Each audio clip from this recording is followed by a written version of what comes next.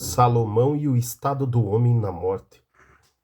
Vamos dar aqui continuidade àquele vídeo que foi gravado ontem, vendo os pontos de vista de Salomão sobre esse tema, aqui dentro do livro de Eclesiastes. E eu que estou aqui folheando minhas Bíblias. Eu tenho 3 Bíblias de estudo. E esse ponto eu quero que fique claro também nessas nossas observações. A Bíblia, ela deve ser lida com oração e jejum. Você lê a Bíblia, você pede para Deus para compreender o que está escrito na Bíblia. A Bíblia de estudo, o que ela é? Eu acho legal os cenários geográficos que são apresentados, curiosidades, significados de alguns nomes, mas quando ela cai em questões doutrinárias, tenha muito cuidado. Você vai ver coisas do tipo Apocalipse 1, verso 10, margem, Bíblia de estudo, dia do Senhor, domingo. Aqui mesmo, errado. Nenhum momento ali, Apocalipse 1, verso 10, está se referindo ao domingo. A gente vai gravar um vídeo sobre esse tema aí também, mas não é o caso agora, só para a título de exemplo mesmo. A Bíblia de estudo, ela tem informações importantes, mas tem informações que podem desencaminhar qualquer estudante sincero. Ainda mais se você tem um viés que se identifique com o que o comentário do estudo está sendo feito ali. É como diz o ditado, vai juntar a fome com a vontade de comer. Então, primeiramente, o texto bíblico. Ter várias traduções. A gente tem aí várias traduções boas também. Se você comparar uma com a outra também, é interessante. Dá um exemplo de tradução que pode causar algum problema. Eu estou aqui com a revista e atualizada. Vou dar um exemplo só. A gente vai lá para Romanos, no capítulo 8. Olha bem como as coisas acontecem. Romanos, capítulo 8. Vai ser o verso 1.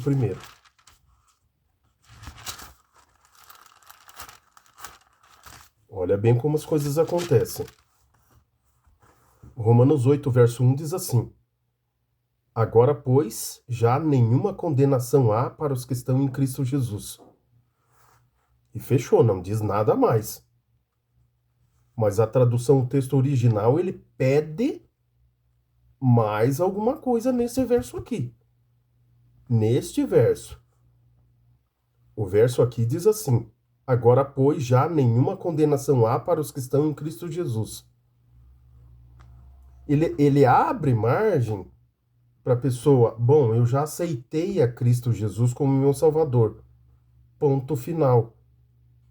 Agora nós vamos pegar aqui uma outra tradução. Deixa eu ver se eu encontrei aqui, estava fácil. Essa tradução aqui é Revista e Corrigida. João Ferreira de Almeida. Aqui, ó. Não sei se vai dar para... Ó. Eu gravo no celular, né? Ó. João Ferreira de Almeida, Revista e Corrigida. Vamos lá para aquele mesmo verso lá de Romanos 8, verso 1.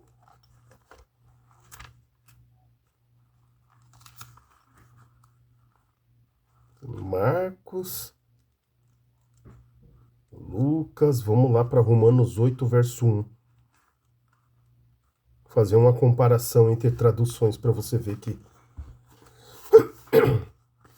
já estou me sentindo bem melhor hoje. Minha garganta já tá ajudando bastante a gente aqui nesse vídeo. Verso 8, capítulo 8, verso 1 de Romanos diz assim: Portanto, agora nenhuma condenação há para os que estão em Cristo Jesus, que não andam segundo a carne, mas segundo o Espírito. Tá vendo? Tradução João Ferreira de Almeida, Revista e Corrigida. Muito mais ampla, muito mais sentido ao texto. Ó, ele termina dizendo: Portanto, agora nenhuma condenação há para os que estão em Cristo Jesus, que não andam segundo a carne, mas segundo o Espírito. Muito mais amplo o texto. O texto original diz assim. Olha a João Ferreira de Almeida, revista e atualizada.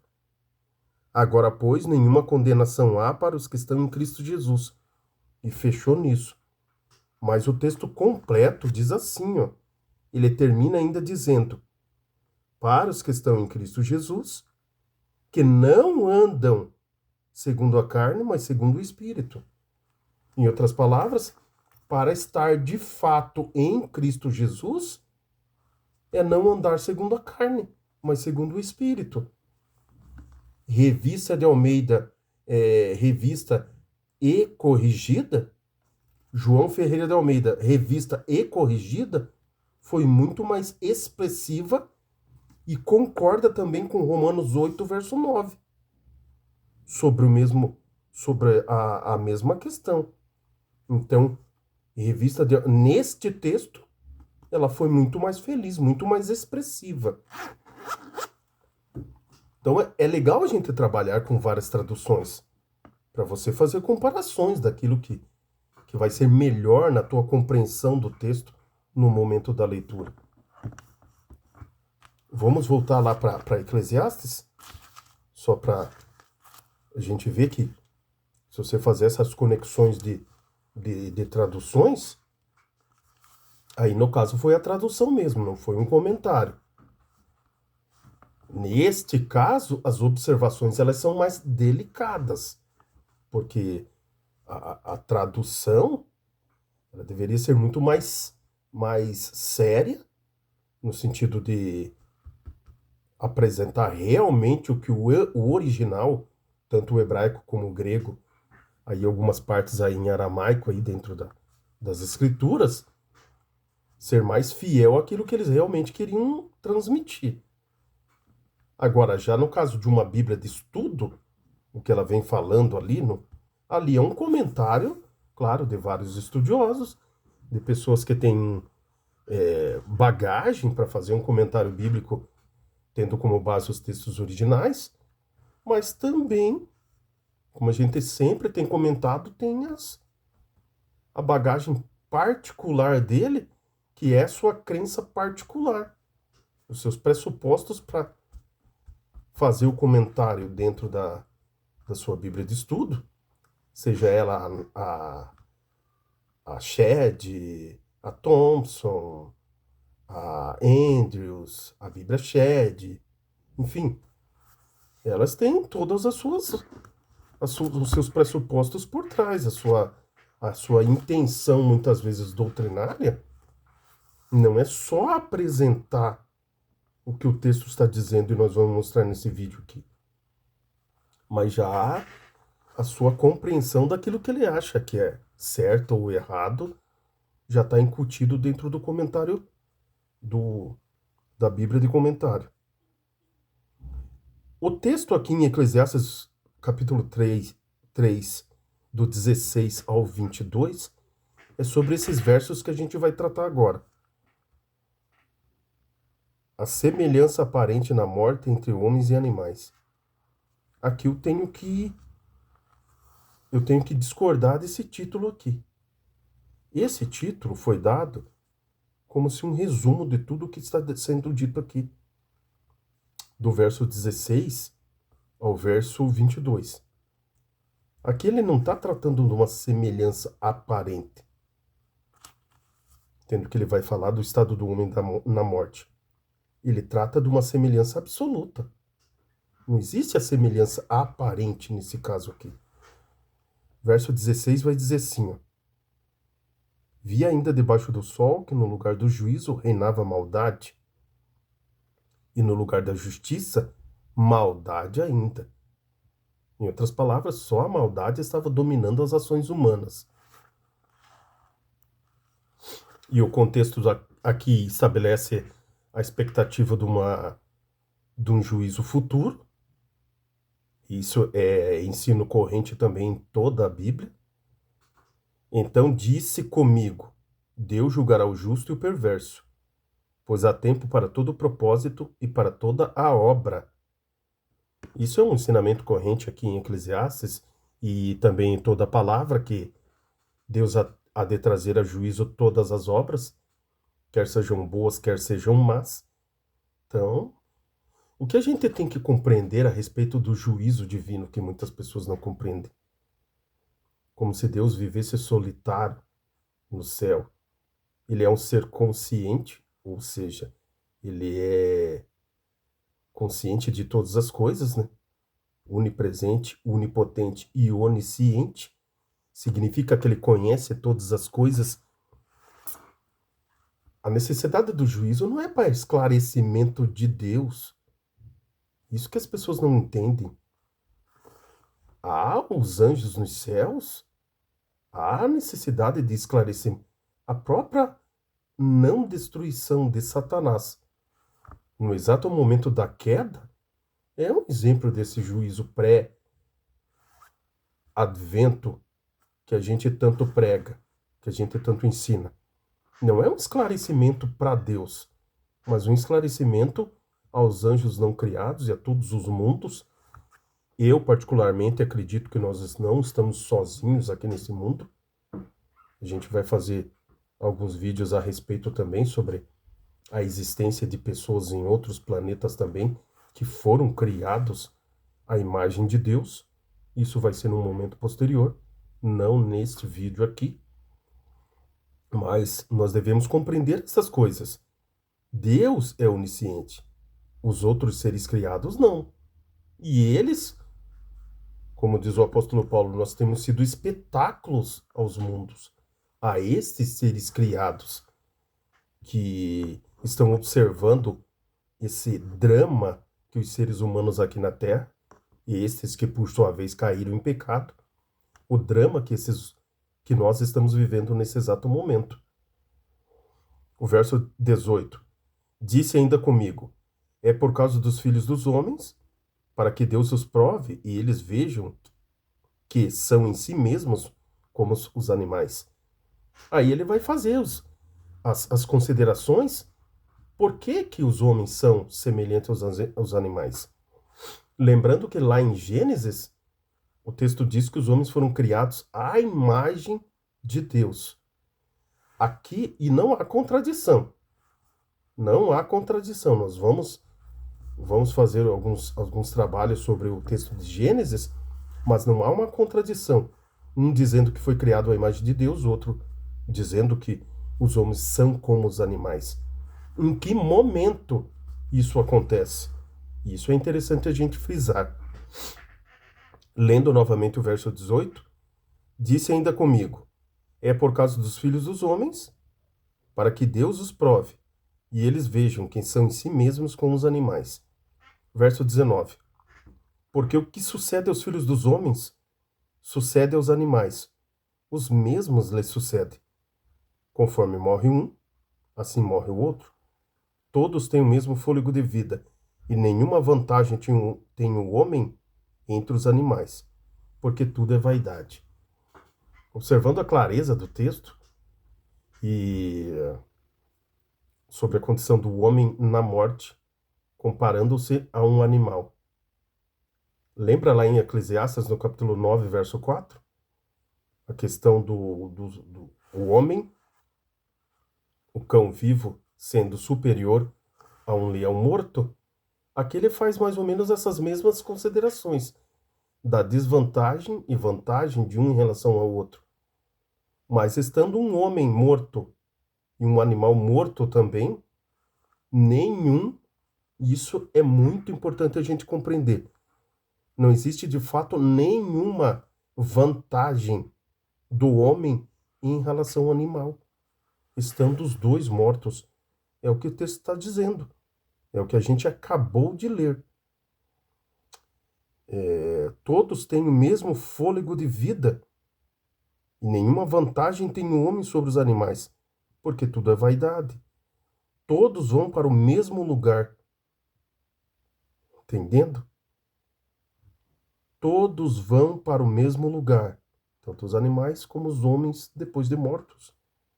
Todos procedem do pó, e do pó tornarão, a formação do homem. Pó, fôlego de vida, alma vivente. A morte é o processo inverso. Não sobra nada para ficar vivendo após a morte. Todos vão para o mesmo lugar. Todos procedem do pó e ao pó tornarão.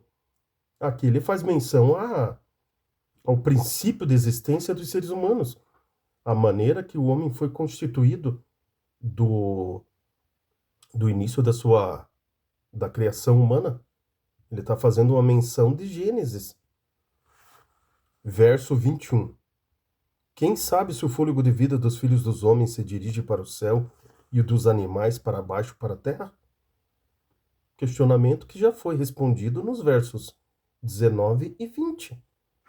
Uma vez que não há vantagem nenhuma entre um em relação ao outro depois da morte, quem sabe se o fôlego de vida dos homens se dirige para cima e o dos animais para baixo, para a terra? Salomão ele é considerado pelos estudiosos e pela própria Bíblia, né, no contexto bíblico, como um dos homens mais sábios que pisaram essa terra. Estas indagações, elas sempre existiram. Mas o diferencial, quando você vai buscar dentro da palavra, o que Davi falou a respeito, o que Pedro, Paulo, Salomão, o próprio Salomão. Detalhe, nós estamos vivenciando esses estudos, Eclesiastes, Provérbios e Cantares, são composições de Salomão, que foram escritas após a sua conversão. Ele viveu um período muito grande de apostasia. Os textos vão dizer lá que ele chegou a ter no total de 1000 mulheres. Isso é o que o relato bíblico diz. Não é eu que estou dizendo. O que acontece? Então essas indagações estavam sempre na mente deles. A constituição humana, a busca pela felicidade, o estado do homem na morte. E o Espírito Santo, sendo eles usados pelo Espírito Santo de Deus, aqueles que compuseram o cânon sagrado, as respostas elas não poderiam vir de uma fonte melhor do que veio. Ela veio daquele que não pode errar. Aí que eu faço a comparação entre o texto bíblico em si e um comentário bíblico ou uma Bíblia de estudo. A Bíblia de estudo pode não estar dizendo a verdade. Nós vamos ver isso agora. Agora. Por exemplo, eu tenho aqui a Bíblia de estudo, a Bíblia de estudo Shed. E o que o comentarista dessa Bíblia diz a respeito deste verso que a gente leu ali é impressionante, meus queridos, mas em comparação ao texto bíblico e o comentário da Bíblia de estudo, não tem absolutamente nada a ver. Essa aqui é a questão.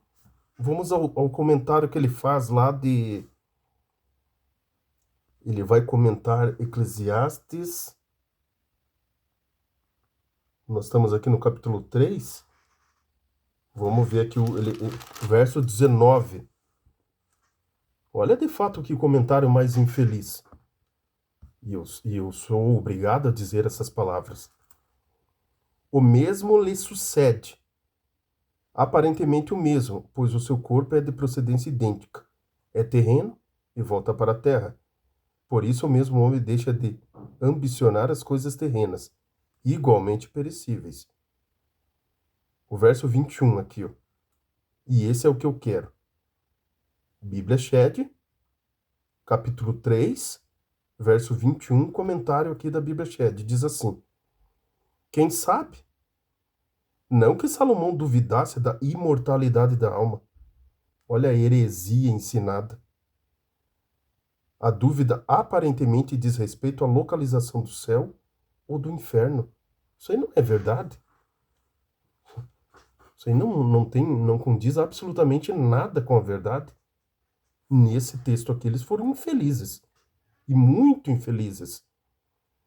Aí ele vai citar o quê? Para basear que Salomão não tinha dúvida, ele cita Eclesiastes 12, verso 7. Vamos ver o que diz lá em Eclesiastes 12, 7?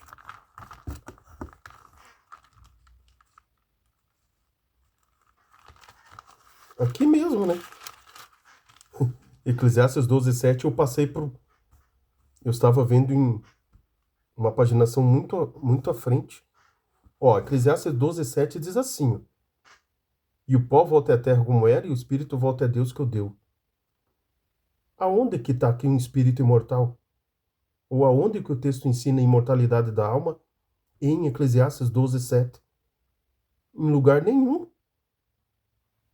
Até porque o texto está dizendo que todo espírito volta para Deus.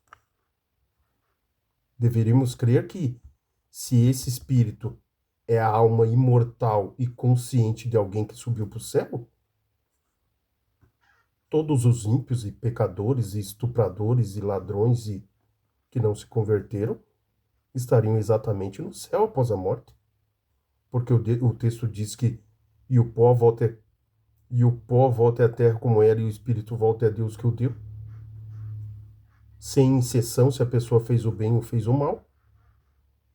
Engraçado que para defender uma heresia, tem um outro ensinamento que deixa muito a desejar. Posteriormente, se você conserva esse ensinamento equivocado. Aqui é o fôlego de vida, não é nada consciente. Fôlego de vida ou espírito, o ruach do hebraico, é a nossa respiração, é o que nos mantém vivo.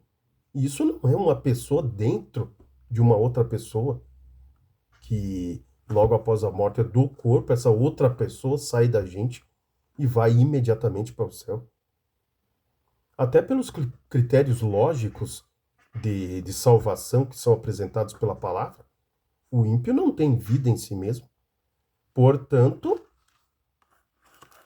as afirmações aqui da Bíblia Shed sobre esse versículo, e é uma Bíblia de estudo. Eu vou tentar mostrar aí, mas não vai dar para ver, não. Comentário aqui do versículo do capítulo 3, verso 21.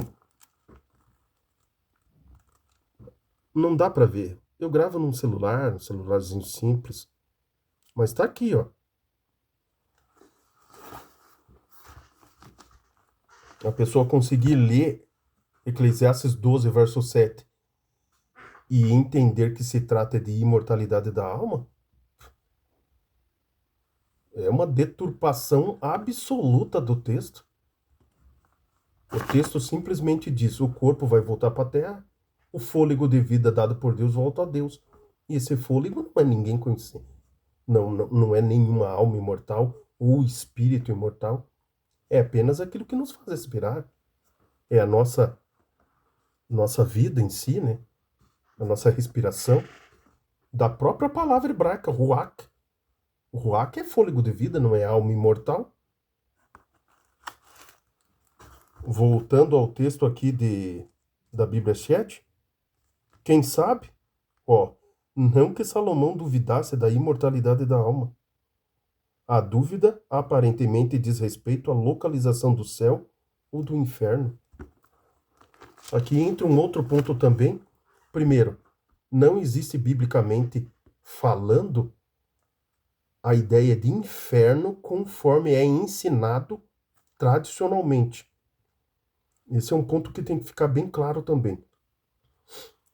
A palavra traduzida como inferno no Velho Testamento é Sheol.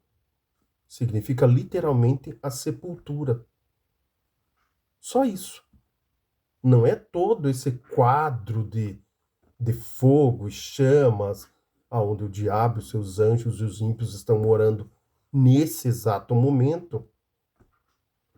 O inferno será uma situação final, e o inferno também não é uma localização, será uma situação onde que todos os ímpios serão definitivamente destruídos pelo fogo.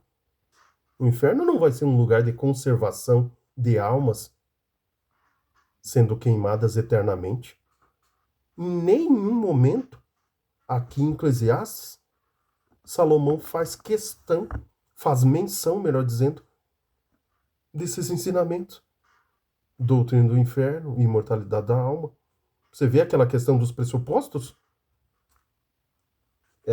É o que a pessoa compreende daquilo que está sendo falado. Por quê? Porque ela joga o que ela crê dentro do verso no momento da leitura. Aí as heresias são ensinadas. Devemos compreender que não há vantagem nenhuma entre uma situação e outra, entre um homem e um animal, estando os dois mortos. Aqui. E quando outra questão também que faça necessário. Quando você faz conexão de textos, compreenda o seguinte: não há desarmonia na palavra. É o mesmo Espírito Santo que inspirou os profetas e os apóstolos. Não existe maior ou menor inspiração. Existe quem escreveu mais livros, existe quem escreveu livros maiores do que outros, mas a inspiração para escrever o relato conforme é a vontade de Deus foi a mesma. É o mesmo Espírito. Essa ideia de jogar livro contra livro na hora de defender uma doutrina é algo que nunca aconteceu dentro da própria Bíblia. As informações, elas somam-se, elas se unem em favor da verdade. Não é, por exemplo, Salomão acredita e escreve uma coisa, aí vem Pedro e escreve outra completamente diferente, contrariando o texto bíblico. É por isso que os cristãos autênticos, dentro do estudo da palavra de Deus, eles ignoram como fonte doutrinária os livros apócrifos. Apócrifos que não tiveram inspiração e, de fato, não ensinam a verdade bíblica. É por isso que a Bíblia cristã ela se fecha em os 39 livros. 66 livros no total. 39 Velho Testamento, 27 do Novo Testamento, totalizando 66 livros. Você não vê Jesus Cristo, por exemplo, citando um livro apócrifo. Você não vê João, Pedro, Paulo, Salomão, perdão, você não vê nenhum desses autores, já ali no que nós conhecemos como Novo Testamento, fazendo menção de Macabeus, de Judite, de Eclesiástico. Nenhum deles usam esses livros, porque não foram inspirados por Deus. São autores comuns que escreveram ali por volta do século II antes de Cristo, 3. As datas ali eu não me recordo exatamente, mas é isso aí. Eles não têm inspiração e não devem ser usados como fonte doutrinária.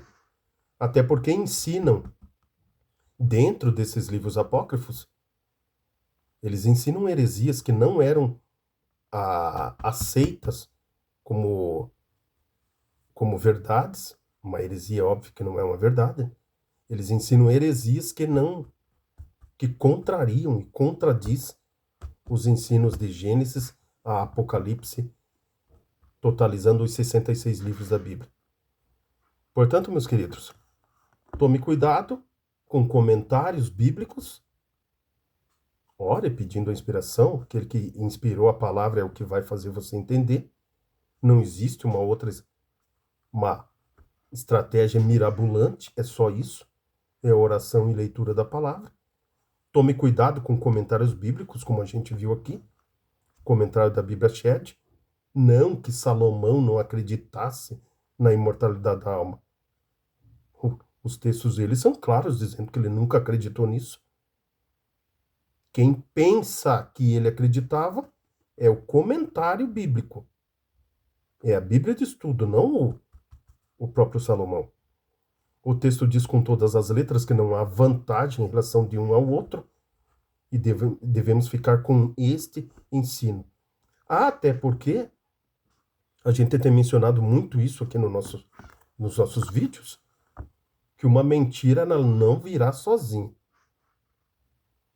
E se esse assunto não fosse de fato tão importante assim, você não tem menção da mesma questão. O ensinamento bíblico é imortalidade condicional, não imortalidade inerente. São coisas completamente diferentes. Dentro do relato bíblico, esses assuntos eles são tratados com uma vastidão de textos, o que demonstra a importância desse assunto dentro da Bíblia Sagrada. E nós finalizamos as nossas considerações. Bons estudos, façam a reflexão do que foi falado e até a próxima.